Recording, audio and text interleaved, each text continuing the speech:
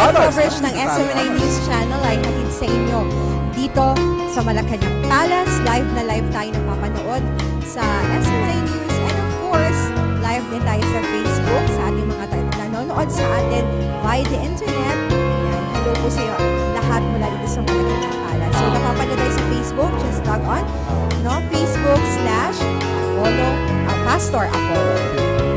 Hindi kasama yung Pastor Apollo. Pastor Apollo. Narinig din tayo sa TCAR. Inside the Rizal Hall, makatabi ang mga former presidents. Napansin mo, no? Magkatabi sila. Minus former President Gloria Macapagal Arroyo. So, nandyan na si Ramos and Estrada. Pero si Erap, of course, is also representing Manila. Yan, magkatabi si Maria Lourdes Sereno. Speaker Del Monte, Chief Justice Sereno, Associate Justice Benito Reyes, at of course, the Panuncio. Magkatabi rin sila. Mention mo, ano, na hindi ka basta-basta kukuha ng kukuhan dyan at kukuha, no? Yan nung ka-importante May yan. May importante. protocol talaga. May honor and rank na sinusunod pala. Si Erap, ngiti-ngiti, ano? Tuwan-tuwa yata, no? Kausap si President Ramos. Kausap niya Tapos si si Franklin Senator Franklin Berton, that's Senate right. President. Kasi yung dalawang president, yung incumbent sa kayong incoming ay nasa labas, ano? Kaya kung makikita mo doon sa seating arrangement, di ba? Unang-una si Ramos, si Erap, and then si Redon, and then siguro si Del Monte. O, natutuwa tayo kasi hindi pa inactive sa serbisyo publiko itong si Erap. Dahil nanalo last Ilang election. mayor. Although meron yatang protest na pinan si Lim, no? Dalawang beses siya natalo kay Erap. That's right. Second term na Erap ngayon, ang city mayor of Manila. But he is still enjoying the trust Oo. ng mga tao dito sa Manila. Kahit naman sa ano, Hana, yung State of the Nation Address, no, sa fourth Monday of July, yun naman yung first SONA. Hindi ko, usually invitado din ang mga presidente, former presidents, ano din sila. Kasi it's very, very important kasi makita mo talaga sa bansa na yung mga liderato natin nagkakaisa. Walang hidwaan. In Tapos ang harmony. mission, diba? Kaya nga sabi ni Mayor Rico, this is the time for healing. Diba?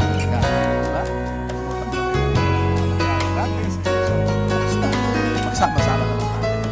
Pero some are saying hanggang kailan ang healing? At gaano kalalim ang sugat na naiwan. O, importante yun. At siya yun talaga, si President Duterte talaga yung namuna Oo. sa initiative na magkaroon ng healing. Oo. Maganda, maganda. Oo. Sanay siguro si Mayor Digong na bilang abogado, ganun lagi ang mga abogado. Kasi kahit na gano'ng kainit ang labanan sa loob ng korte, paglabas, magkaibigan pa rin. Magkaibigan sila. And si Mayor Digong pala, no? Kung tutusin, pangatlo siya sa naging piskal yata, no? Na naging presidente, no? At tatandaan din natin, going back dun sa SONA, kung naging simple ang inauguration, asahan din natin na maging Simple ang SONA. So yung mga magarbo down, sinabi na nga ng communication group ni President-elect Duterte na please, wag gawing fashion show Dapat lang. ang Kasi Kongreso. dahil hindi naman to, Oscar Awards. Parang may mananalo naman ng best dress Best dress. and worst dress. Pero kaya na Makikriticize. sinasamantala kasi nila yung Hana para ipakita, di ba? Yung best nila, kaya na sila kapupulaan dahil sa ganong klaseng intensyon, di ba? Wala, syempre, bawal naman din talaga sa batas yung ostentatious display of wealth. Alam mo yun? Bawal sa batas yun. Ay, mayaman ka, pero hindi mo dapat nila-display.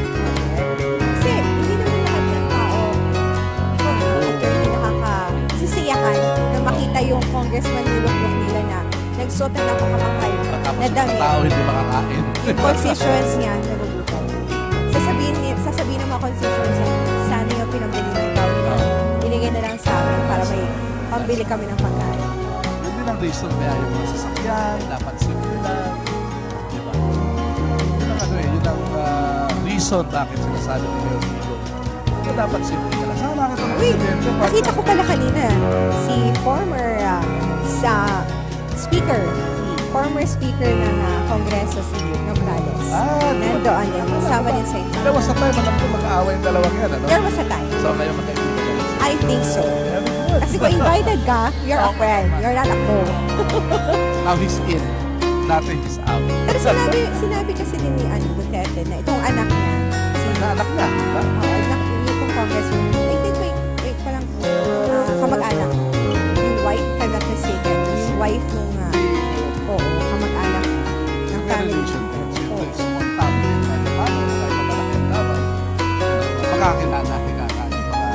Nakita ko rin kanina yung multi-awarded na director si Belianes.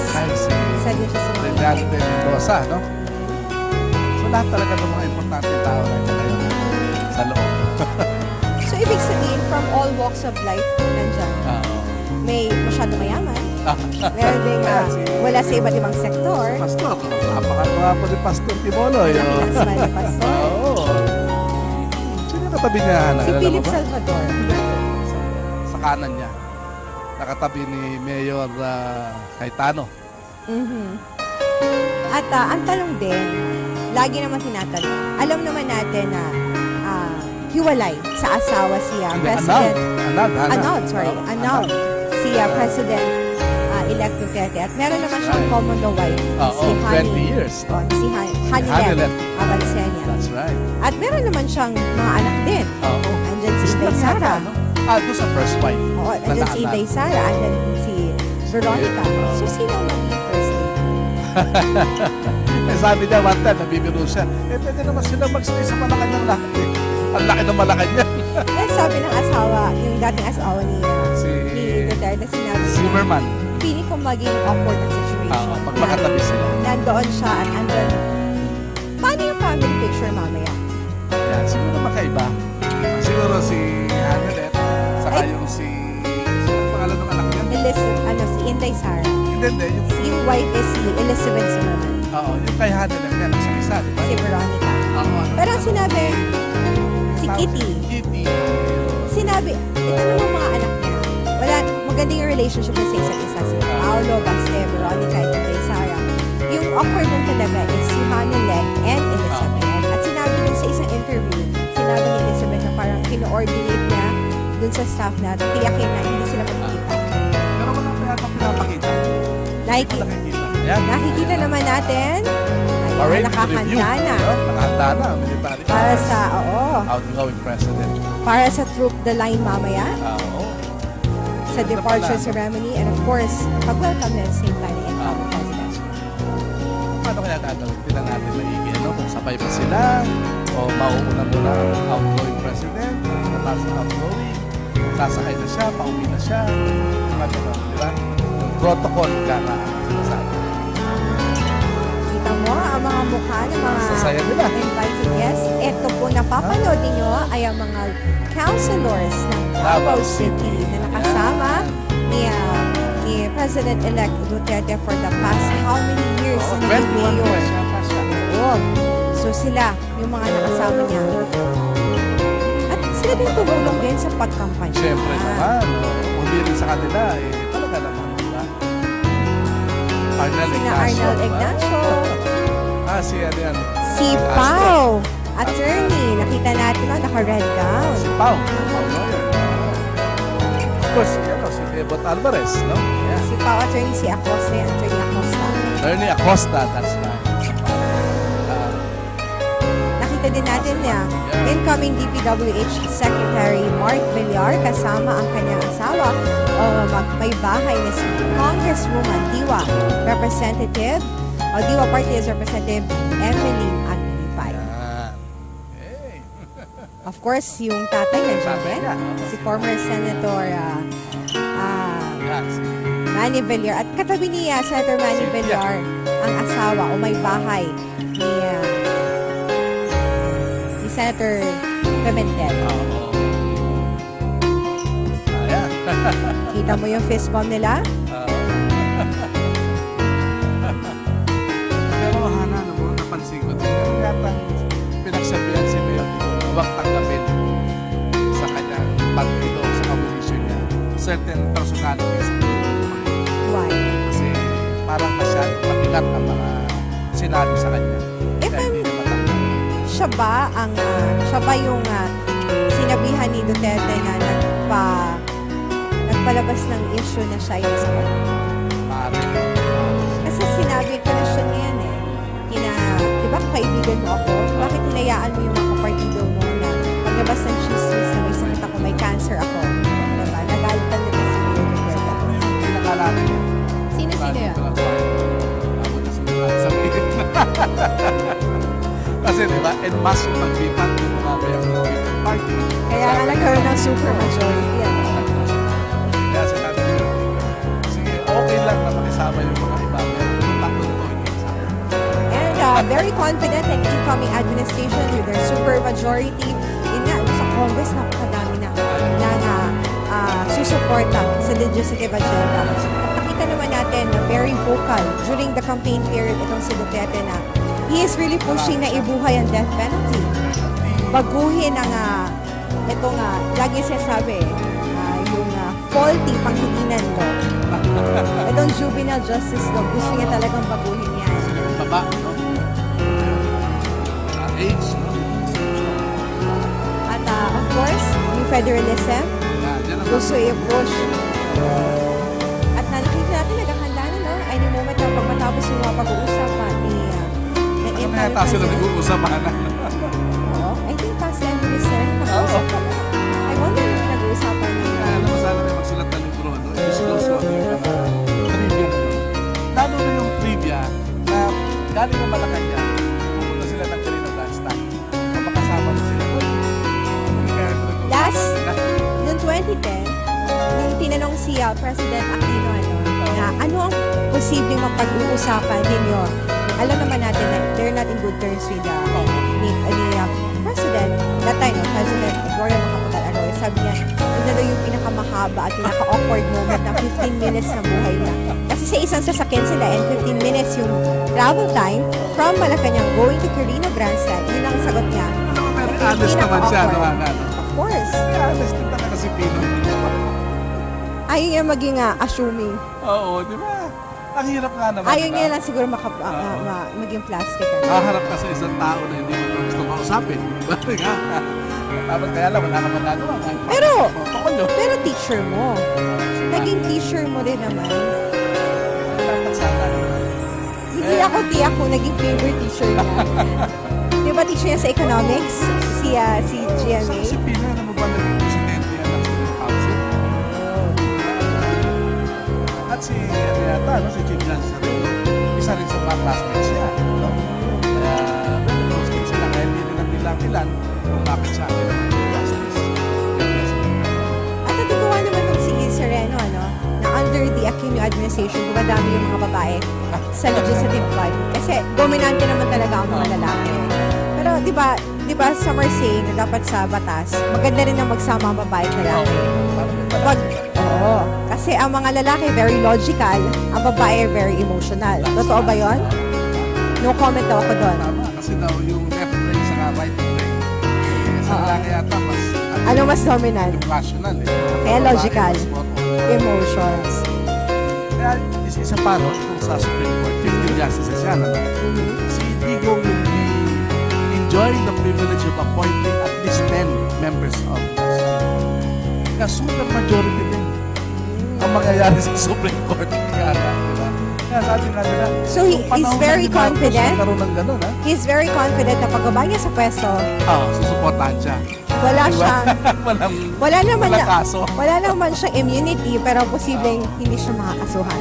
Ay, theoretically, ganun ang iniisip mo, di ba? Dahil kasi ang kukuha din ng mga miyembro ay yung mga susuporta sa'yo. Kaya kadalasan dyan, yung mga trusted talaga, di ba? Trusted friends, trusted classmates. Isa pa pala yung trivia dyan, ano? Si Mayor Duterte ang unang graduate ng Santela College of Law. Pangulo ng I'm sure tuwang-tuwa sa pwede. Ay, siya. At yung kanyang fraternity, no? Yung next taliones fraternity. Yun din ang tumutulong sa kanya. Kasi karamihan ng presidente galing sa UP. College of Law. Ngayon, for the first time, wait, sino nga ba to? Si Chief PNP, no? Si Bato. De La Rosa. De La Rosa. Talagang palang napakalaki, no? Double barrel, ano daw, ano? Double barrel strategy. Gagawin niya. Talaga naman naging kaibigan ng Mayor Pilipinas sa Cavite. Ay, sa Davao, ano? Kaya talaga trusted na trusted. At nakuha din ng member ng kapulisan ang trust kay Mayor kasi nakita nila kung gumaan yung buhay nila under the leadership of Mayor Duterte sa Davao Ayun, si City. Ayala, si Jaza, Jaime Soben. So nandyan ang business community invited din. Kaya maganda talaga. Di ba nakikita mo na talagang united ang lahat sa pag-suporta kay Mayor Digo. Handang-handa na ang members ng honorary guard. Dapat tayo ng narinig na Malacanang. sound eh. Ano? Oo. Ito, May cue yan eh. Pero makikita natin kasi babalik sa yung camera sa dalawa. Kina President Aquino at President Duterte after ng kanilang private chat. Ayan. Para naman ihatid ihahatid ni Mayor Duterte si President Aquino para dun sa departure honors niya. sino to nang bibigyan ng military honors? Presidential shooting group ba yan? Mga PMA yan siya. Yung mga honor guards na ito ng Malacanang. Ito yung mga members ng Armed Forces of the Philippines. Ayan. They will render their last honor to Aquino bilang huling moments yes, Commander-in-Chief. So, ito yung mga members ng Armed Forces of the Philippines. Kompleto yan, ha? May Banda. AFP, Iba-iba ka na pala. Philippine Navy, andyan din. Army, nandyan. So, kompleto yan. Ayan, so malapit na ano. Bababaan yung dalawa. Tingnan natin kung paano magkano yung support. Kasi dati sinasabi nila na naghihintay lang ba yung elect sa baba, naghihintay lang yung baba, yung top. Pero nakita natin kanina, umakyat yung President-elect at yung title sa taas. Incumbent President at umupo sila para mag-usap. Ito yung kabaliktaran. Doon si Aquino naman. Kasi sa baba naghintay si Aquino. Bumaba naman si GMA. Tapos sabay silang pumunta sa inauguration. Ito naman, paakyat sila pareho.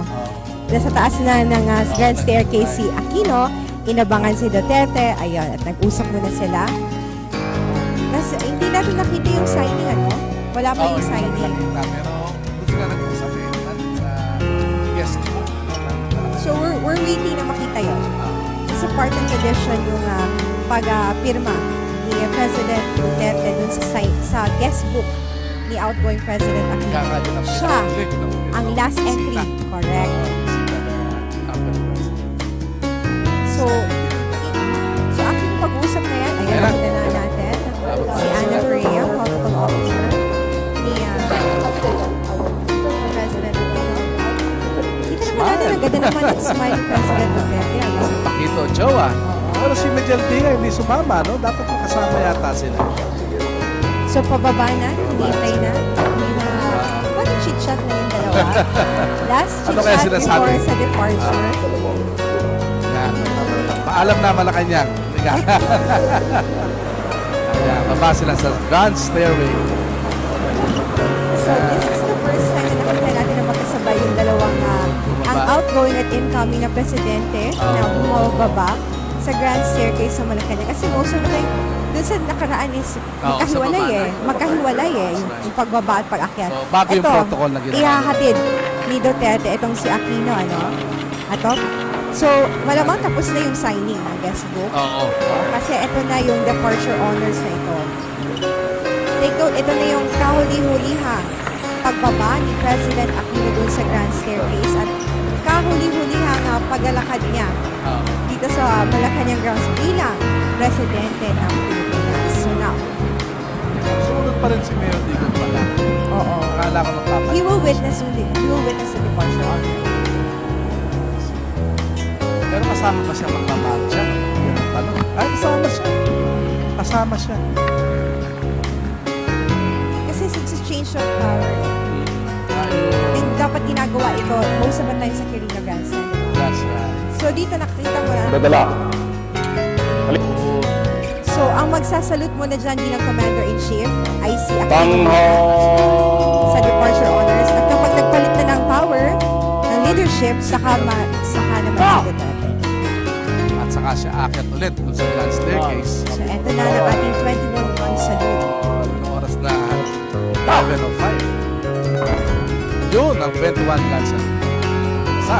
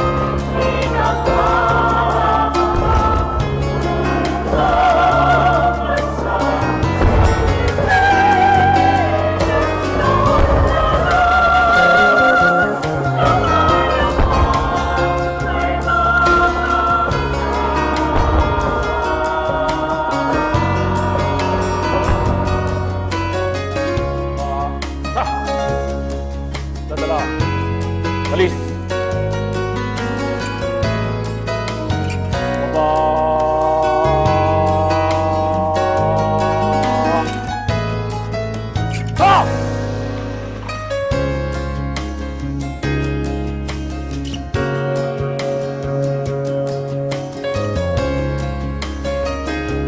Mahal na Pangulo, handa na po ang tanod pandangal upang liputin.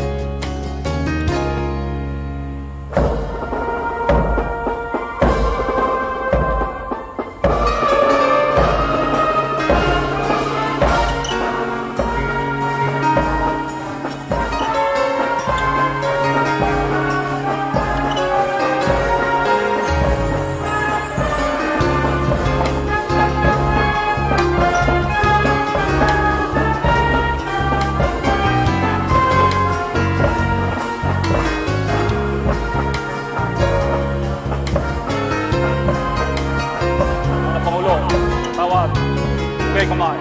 Ha! Kamay. Ha!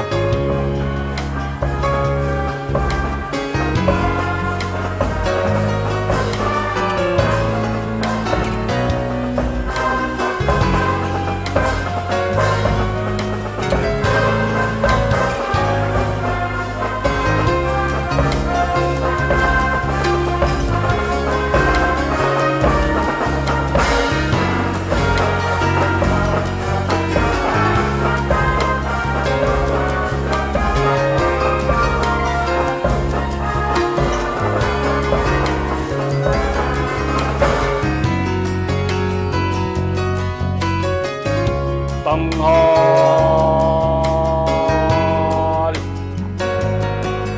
Ha!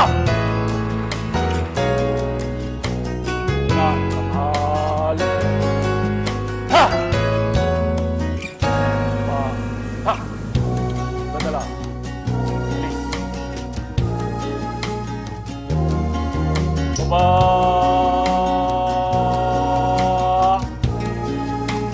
Ha!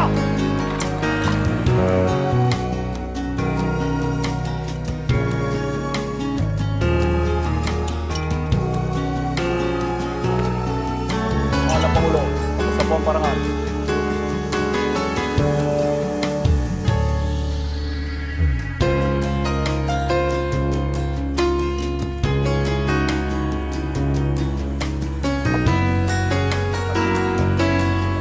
Yes, sir.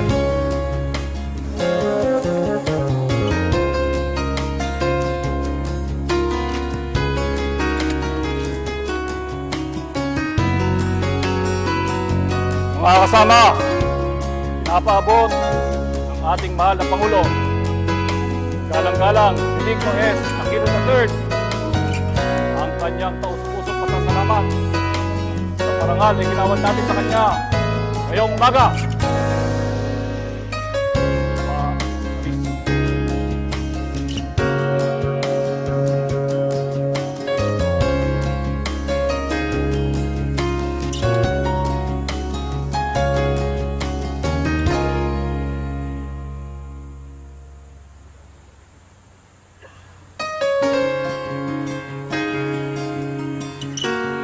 Sabi ng anak.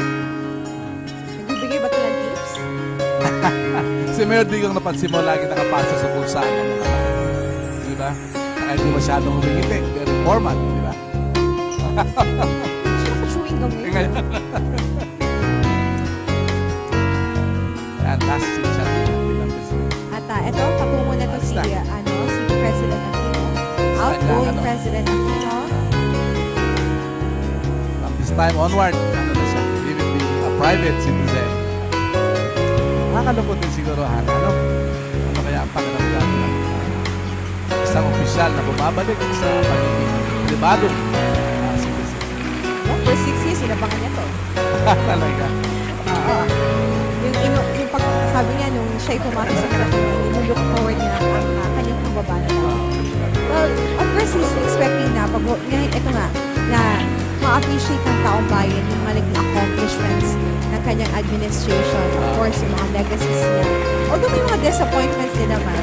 But of course, he's wishing that the incoming administration will continue yung mga nagawa niyang mabuti. Palis na. And of course, yung taong bayan, they are expecting Attorney Bush naman na yung mga pagkakamali ng outgoing administration ay hindi gawin ng ni President-elect Duterte. So nakikita natin ang hinahatid ni President-elect Duterte itong si Noynoy Aquino sa kanyang sasakyan. And this time, ang sasakyan niya ay hindi na presidential car. Hindi na siya number 1. Oo. Pero alam mo, Hana, nakakatuwa din kasi sinunod nyo yung natin yan. Hindi na masyado ginamit yung mga simbolo ng pagiging presidente. Hindi niya ginamit ng mga sirena, yung gano'n. Naghihinto siya sa red Ang huling handshake red light. ni Aquino kay Duterte. Sakay na siya, sakay na. Nagpapaalam din si Aquino sa kanyang mga staff. Nakipagkamay din siya sa kanyang protocol officer na si Ana Ferreira. Saan siya sumakay, Hana? Dito sa puting sasakyan, ano? Yun, alis na.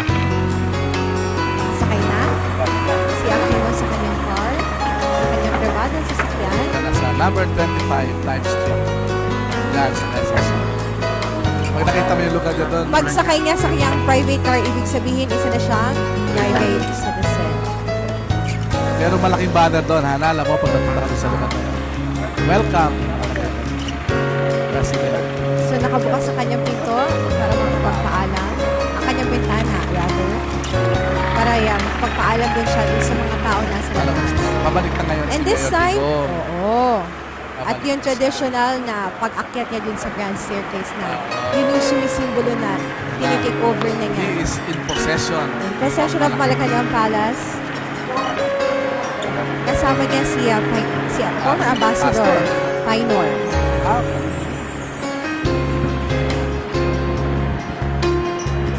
Si Painor, Attorney I Bo see. siya nga namuno dun sa inaugural transition. committee. Okay. Hindi yung transition team, ha?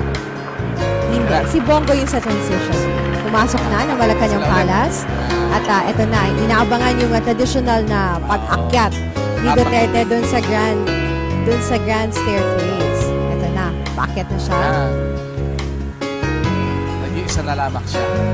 Isa na ang ating Pangulo in a few minutes. So ito After ay taking his oath. ito ay affirmation, yung transfer of powers as per tradition to mark the new leadership. That's right. And we await na pagdating ng pagsapit ng alas 12 ng tanghali, yung oath, Duterte will take his oath sa Rizal Hall. Of course, sa harap ng more than 600 guests. Diba? Members of his cabinet. So, President Duterte na. President Duterte at 12 noon. Kasi nasa batas naman at 12 noon. 7. Ng ating konstitusyon. At nakaabang na yung mga bisita niya. Nakatayo yan at na-announce sila. The President of the Republic of the Philippines. Sabay-sabay na Ito yung kakaibang bisita. Pag-imbita. You know why? Bawal isama yung asawa nila. Except for Cayetano. Really? Kasi Kasi hindi public official. Kasi ano, 'di ba? Walang spouses doon sa sinabi. I think nagbigay lang ng konting consideration doon sa asawa ni former Senator Aquilino Pimentel na kasama yung may bahay niya, no? Pero yun na nga, yung mga cabinet secretaries niya, hindi niya pinasama yung mga asawa at ibang kapamilya at ibang kamag-anak. Oo. Why? Kasi gusto niya talagang makompress